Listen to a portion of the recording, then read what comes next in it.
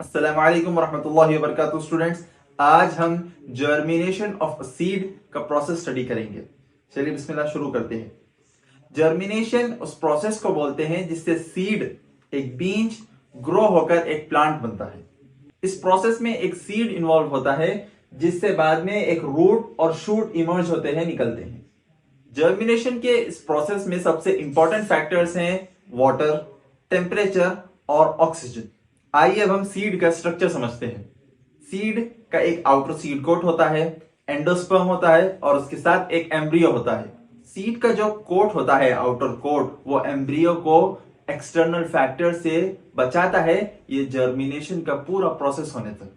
और endosperm nutrients provide करता है जिससे कि सीड ग्रो होता है। चलिए अब हम वाटर एब्जॉर्प्शन देखते हैं। सीड जर्मिनेशन के प्रोसेस में वाटर एक सबसे अहम हिस्सा है। वाटर सीड कोट को सॉफ्ट करता है जिससे एम्ब्रियो को एक्सपैंड करने में आसानी होती है। और वाटर एब्जॉर्प्शन के बाद मेटाबॉलिक प्रोसेसेस सीड में एक्टिवेट हो जाते हैं। चलिए अब एंजाइम्स के एक्टिवेशन को स्टडी करते हैं। जर्मिनेशन के प्रोसेस के दौरान एंजाइम्स एक्टिवेट होते हैं ताकि न्यूट्रिएंट्स को ब्रेक डाउन कर सके एंडोस्पर्म के अंदर। उसके बाद ये न्यूट्रिएंट्स यूटिलाइज होते हैं सीडलिंग के द्वारा ताकि एनर्जी और ग्रोथ अच्छे से हो सके। चलिए अब हम रूट इमर्जेंस स्टडी करते हैं। रेडिकल या फिर उसे एम्ब्रियोनिक रूट भी कहते हैं, ये सबसे पहले सीड में से इमर्ज होता है। ये नीचे की तरफ ग्रो होता है जिससे सीड को वाटर और न्यूट्रिएंट्स और अच्छे से लेने में आसानी होती है। रूट इमर्जेंस में इंपॉर्टेंट फैक्टर्स है gravity, moisture and oxygen in the soil. चलिए अब शूट इमर्जेंस स्टडी करते हैं। रूट के बाद अब शूट सीड में से इमर्ज होता है जो सॉइल के ऊपर सरफेस की तरफ निकलता है। शूट एम्ब्रियोनिक लीव्स, स्टेम और फ्यूचर के ब्रांचेस को कैरी करता है। और शूट इमर्जेंस में सबसे क्रिटिकल और इंपॉर्टेंट फैक्टर्स है लाइट और टेम्परेचर। अब हम फोटोसिंथेसिस का प्रोसेस स्टडी करते हैं। एक बार जब शूट इमर्ज हो जाता है सीड से, उसके बाद वो फोटोसिंथेसिस के जरिए खुद से अपना फूड प्रोड्यूस करना स्टार्ट कर देता है। फोटोसिंथेसिस का प्रोसेस सनलाइट, कार्बन डाइऑक्साइड और वाटर को ग्लूकोज और ऑक्सीजन में कन्वर्ट करता है। ग्लूकोज प्लांट के ग्रोथ और एनर्जी के लिए रिस्पॉन्सिबल होता है और ऑक्सीजन एटमॉस्फेयर में रिलीज कर देते हैं। चलिए अब लेसन का आखिरी हिस्सा सीड के ग्रोथ और डेवलपमेंट पे फोकस करते हैं। जैसा कि सीड ग्रो करता है, प्लांट में फॉर्म करता है, वो अपने नए लीव्स स्टैब्लिश करता है और अपना अच्छा रूट सिस्टम स्टैब्लिश करता है। और शूट इलोंगेट होता है ताकि प्लांट को अच्छी सनलाइट मिले जिससे फोटोसिंथेसिस के प्रोसेस में आसानी हो।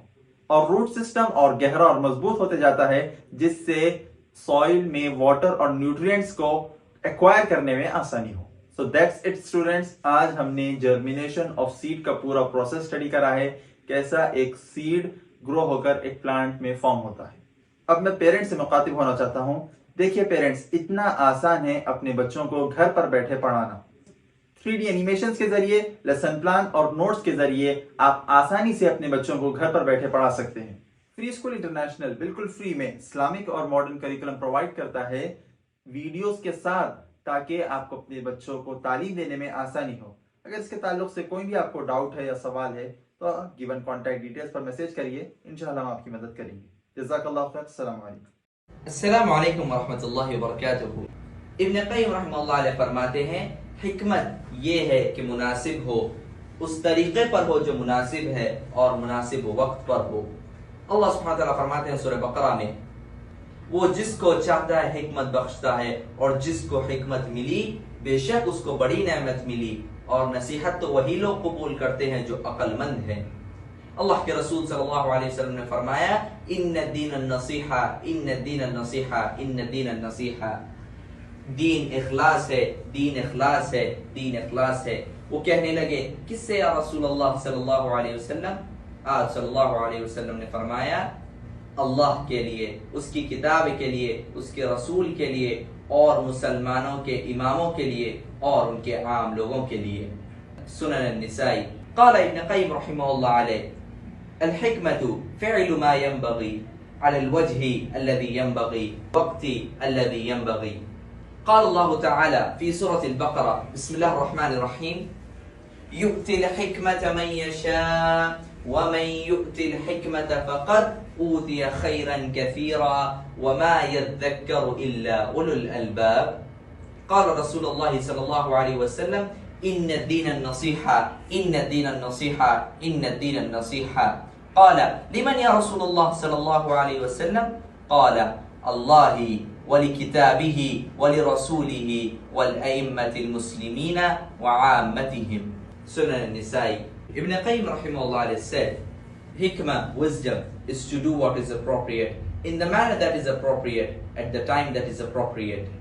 Allah subhanahu wa ta'ala says in the glorious Quran, in Surah Baqarah, chapter number 2, verse number 269, He gives wisdom to whom He wills, and whoever has been given wisdom has certainly been given much good, and none will remember except those of understanding. The Prophet ﷺ said, Inna deen al-nasiha, inna deen al-nasiha, inna deen al-nasiha. Religion is sincerity, religion is sincerity, religion is sincerity. They said, to whom a messenger of Allah sallallahu alayhi wasallam? He sallallahu alayhi wasallam said, to Allah, to His book, to His messenger, and to the imams of the Muslims, and to their common folk. Sunan an-Nisa'i, Fatwa of Shaykh Ibn Qayyim rahimahullah alayhi. Assalamu alaikum wa rahmatullahi wa barakatuhu.